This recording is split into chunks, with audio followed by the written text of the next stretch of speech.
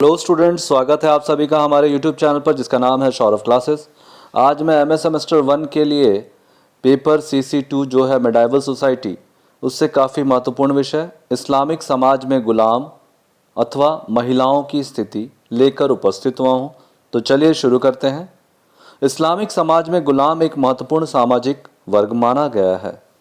इस्लाम समाज का निम्नतर वर्ग दासों का था। इस्लाम में दासता का अंत तो नहीं किया गया, परंतु इस व्यवस्था में कुछ सुधार अवश्य किए गए।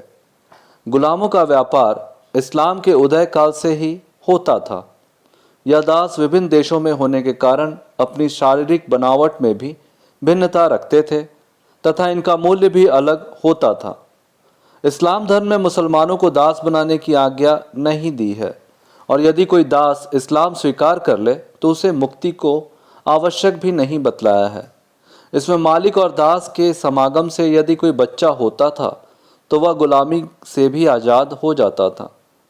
इस्लाम काल में दास लड़ाइयों में पराजित होने वाले पक्ष के लोग युद्धबंदी दास होते थे। इस काल में दासों को सुरक्षित करने के लिए कोई कानून नहीं था और उन्हें पूरी तरह अपने स्वामियों की मर्जी पर छोड़ दिया जाता था। इस्लाम धर्म दास प्रणाली को मान्यता तो देता था, पर उसे विनियमित और सीमित कर दिया गया था। स्वामी पर दासों के स्वामित्व का अधिकार था, किंतु उन्हें आदेश दिया गया कि उनके साथ दयालुता का बर्ताव करे और यदि संभव हो तो दासता से मुक्त हो अथवा धन देकर स्वयं अपनी स्वतंत्रता खरीद सकते हैं। कानूनी स्तर पर दासों की स्थिति निम्न थी। दास कई प्रकार के होते थे। पहले दास वैसे जो दास के यहाँ जन्म लेते थे। दूसरे जो युद्धबंदी के रूप में दास बनाए जाते थे। तीसरे दास वैसे होते थे जो कर्म के रूप में इसे अपना लेते थे, और चौथे दास वैसे थे जो क्रय किए गए दास होते थे। इन दासों का व्यापार साम्राज्य विस्तार के साथ बढ़ता चला गया। इस्लाम के साम्राज्य विस्तार के कारण इन्हें विभिन्न देशों से दास प्राप्त होते थे। स्त्री बच्चे भी गुलाम बनाए जाते थे। अरब में स्त्री की देखभाल के लिए हिजड़े दास नियुक्त किए जाते थे, जिन्हें खिसमान कहा जाता था। हिजड़ों का एक अलग वर्ग भी होता था, जिन्हें गिलमान भी कहा जाता था। वे आकर्षक व्यक्तित्व के होते थे। उन पर उनके स्वामियों की विशेष कृपा होती थी। इन श्वेत एवं अश्वेत दासों को कई परियोजनाओं अथवा कार्यों में लगाया जाता था। मुख्य रूप से दास घरेलू कार्यों और सैनिक परियोजनाओं में नियुक्त किए जाते थे। स्त्री दास बड़ी संख्या में रखैल एवं घरेलू कार्यों में रखी जाती थी। सुंदर और आकर्षक स्त्री दासों को लोकप्रियता अधिक थी। सामान्यतः स्त्रियां नाच गान कर अपने स्वामियों का मनोरंजन करती थीं। कभी कभी सुंदर स्त्री दास नर्तकियां अपने स्वामियों को इस समय सीमा में मोह लेती थी कि वो उन्हें रखेल के रूप में रख लेते थे। ऐसे रखेलों को जवारी कहा जाता था। कुछ सुंदर जवारी स्त्रियों ने खलीफाओं को भी अपनी ओर आकर्षित किया। कुछ जवारी ने विदुषी के रूप में भी प्रसिद्धि पाई।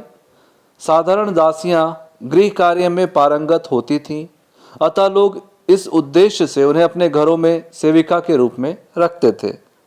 अरब समाज में दास दासियों को रखना संपन्नता का प्रतीक माना जाता था। उन दिनों यह प्रथा सी चल पड़ी थी कि प्रांत के गवर्नर तथा सेनापति अपने खलीफा तथा वजीर को अपने उपहारों के साथ कुंवारियों को प्रदान करते थे। यद्यपि अरब समाज में गुलामों की संख्या काफ़ी अधिक थी, किंतु उनकी स्थिति अपेक्षाकृत संतोषजनक थी। सामान्यतः उनका जीवन सुखी था और उनके साथ अच्छा बर्ताव किया जाता था। उनके जीवन का सबसे बड़ा अभिशाप उनके पैरों में पड़ी गुलामी की जंजीर थी, अन्यथा उन्हें बहुत सारी सुविधाएं प्राप्त थी। गुलामों को मुक्त करना एक पुण्य कार्य माना जाता था। लोगों का ऐसा विश्वास था कि गुलामों को मुक्त कर देने से उन्हें स्वर्ग की प्राप्ति होगी, अतः बड़ी संख्या में लोग गुलामों को मुक्त भी कर देते थे। इस्लाम के इतिहास में इस प्रकार के अनेक उदाहरण मिले हैं, जब अपनी योग्यता से गुलामों ने अपने स्वामी को प्रसन्न कर लिया तथा स्वतंत्र हो गए। लोग स्वतंत्र गुलामों के साथ शादी ब्याह भी करते थे। भारत में तो कुतुबुद्दीन ऐबक के द्वारा गुलाम राजवंश की स्थापना की गई। कुरान की शिक्षाओं और हदीस में दिए गए हज़रत मोहम्मद के आदेशों के अनुसार दासों के प्रति दया का व्यवहार होना चाहिए। मुस्लिम देशों में दासों के साथ अच्छा बर्ताव किया जाता था। हज़रत मोहम्मद ने अपनी शिक्षाओं में दासों के प्रति दया का बर्ताव का आदेश दिया है। हज़रत मोहम्मद ने कहा है कि अपने दासों को वही भोजन दो जो तुम स्वयं करते हो, और वैसे ही काम करने का आदेश दो जिसे करने की शक्ति उनमें हो। इन आदेशों का सामान्यतः पूरी तरह या फिर कुछ हद तक पालन होना आवश्यक था। दासों को कोई नागरिक स्वतंत्रता प्राप्त नहीं थी। स्वामी का दासों पर पूरा अधिकार रहता था। दासों की अपनी कोई संपत्ति नहीं होती थी और वह कोई भी संपत्ति बिना मालिक की अनुमति की नहीं रख सकता था। इस्लामी कानून के अनुरूप एक गुलाम स्त्री एक गुलाम पुरुष अथवा पति को छोड़कर अन्य पुरुष के सहवास से बच्चा पैदा करती थी तो उसका बच्चा गुलाम हो जाता था। किंतु अगर एक गुलाम पुरुष के सहवास से कोई स्वतंत्र स्त्री बच्चा जन्मती थी तो उसे गुलाम नहीं माना जाता था। स्वामी अपने दास को किसी को भी दे सकता था अथवा किसी के हाथ बेच सकता था। स्वामी दास या दासी का विवाह भी अपनी इच्छा अनुसार कर सकता था। इस्लाम विधिवेताओं के अनुसार दास एक ही साथ दो पत्नी नहीं रख सकते थे। अपने स्वामी की मृत्यु के पश्चात दास उसके उत्तराधिकारी की संपत्ति बन जाते थे। चूंकि दास को स्वतंत्र व्यक्ति से कम अधिकार प्राप्त थे, इसलिए उनके द्वारा अपराध किए जाने पर स्वतंत्र व्यक्ति की तुलना में आधा दंड ही दिए जाते थे। यदि दास को अपराध के लिए जुर्माना या अधिक दंड देना आवश्यक होता था तो उसका भुगतान स्वामी ही करता था।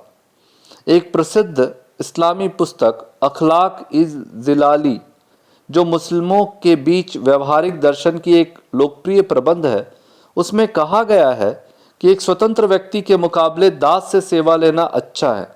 दास को अपने स्वामी की आदतों और कार्यों के साथ सामंजस्य के लिए हमेशा तैयार रहना चाहिए, उनकी आज्ञा माननी चाहिए और अपने को उनकी इच्छाओं के अनुरूप ढालना चाहिए। गुलाम विभिन्न विजित देशों के होने के कारण उनके शारीरिक बनावट और रंग रूप में काफ़ी भिन्नता थी। उदाहरण स्वरूप मध्य अफ्रीका के गुलाम काले, फरगना तथा चीनी तुर्किस्तान के पीले और निकट पूर्व तथा दक्षिण पूर्वी यूरोपीय देशों के गुलाम गोरे होते थे। गुलामों की कीमतें उनकी शारीरिक बनावट, लिंग, रंग रूप आदि के आधार पर भिन्न भिन्न होती थी। गुलामों के विषय पर कुछ आधुनिक मुस्लिम लेखक कहते हैं कि हज़रत मोहम्मद ने दास प्रथा को अस्थायी रूप से स्वीकार किया।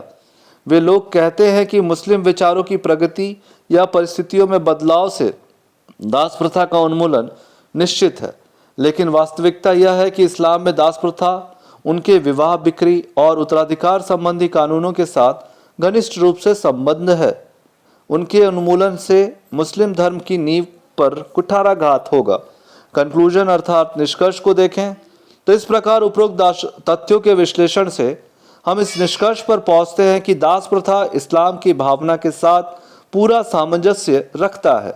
इसमें कोई संदेह नहीं है कि अरबों में गैर इस्लाम कानून के अधीन दासों की जो स्थिति थी उसमें हज़रत मोहम्मद साहब ने सुधार किए, परंतु इसके साथ ही यह भी निश्चित है कि अरब विधि विशेषज्ञों ने दास प्रथा को स्थायी संस्था का रूप देने की कोशिश की। आज के लिए इतना ही। धन्यवाद।